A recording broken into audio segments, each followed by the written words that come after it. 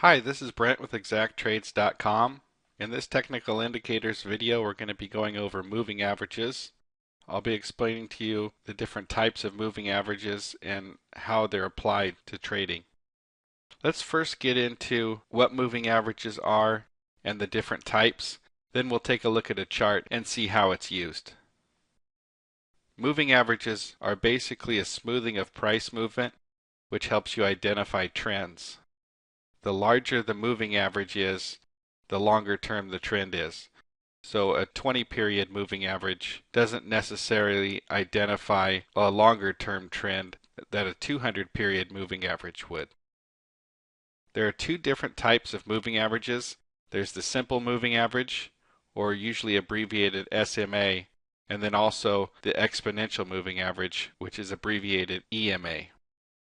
Moving averages provide support and resistance for price movement, and the larger the moving average is, the stronger that support or resistance is. So a 20 period moving average won't provide as strong of support and resistance areas as a 50 or a 200 period moving average would. And in addition to that, if you have two different period moving averages in the same spot, that's even stronger of a support or resistance.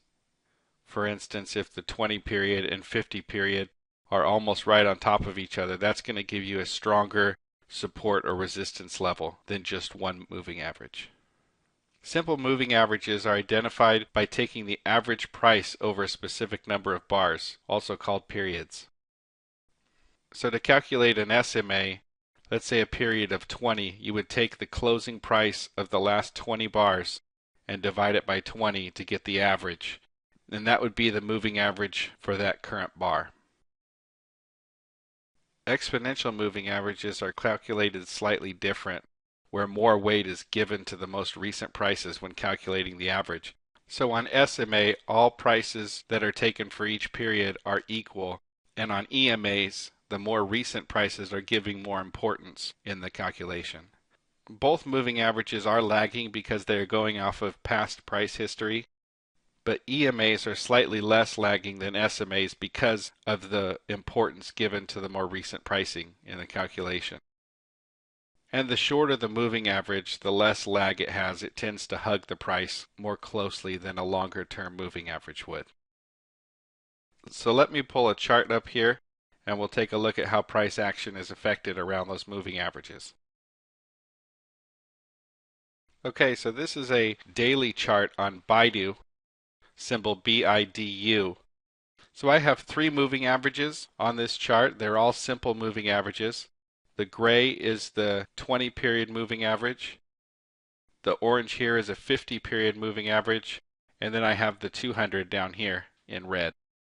So let's take a look at this daily chart just to show you how prices react around these moving averages and how these moving averages can help you in identifying support and resistance areas. You can see Baidu is hitting off the 20 period moving average here. There it just broke. And we got a bounce off the 50 period moving average. And there it broke that 50 period. Now if price is coming from underneath, you'll see it. The 50 period now provides resistance, where back here it was providing support. The price moved up to test the 50 again, which provided resistance. And then prices fell. And let's see how this 200 period moving average acts as support. See right there we get a bounce off the 200 period moving average. The 20 period moving average provided a little bit of resistance there, but then it eventually broke through and continued up. So let's look at this again. We had a nice uptrend here on Baidu. It started to correct and the 20 period moving average provided some support. When it finally broke that, it came down to test the 50 period moving average, which it bounced off. And then when it finally broke on this bounce, it came back up to test the 50 period moving average, which here it acted as support, and from when prices are below, it acts as resistance. And it not only tested it just once, but it tested it twice here. And then when it broke, we got a bounce down here off the 200 period moving average, which acted as support. So moving averages are a great way to identify support and resistance areas and also give you a higher probability entry point. And once you're in a trade, you can use moving averages as target areas. So I hope this helped you out. For more information on other technical indicators, you can look through our video library on this website, or check out our website for a full list of products and services at www.exacttrades.com.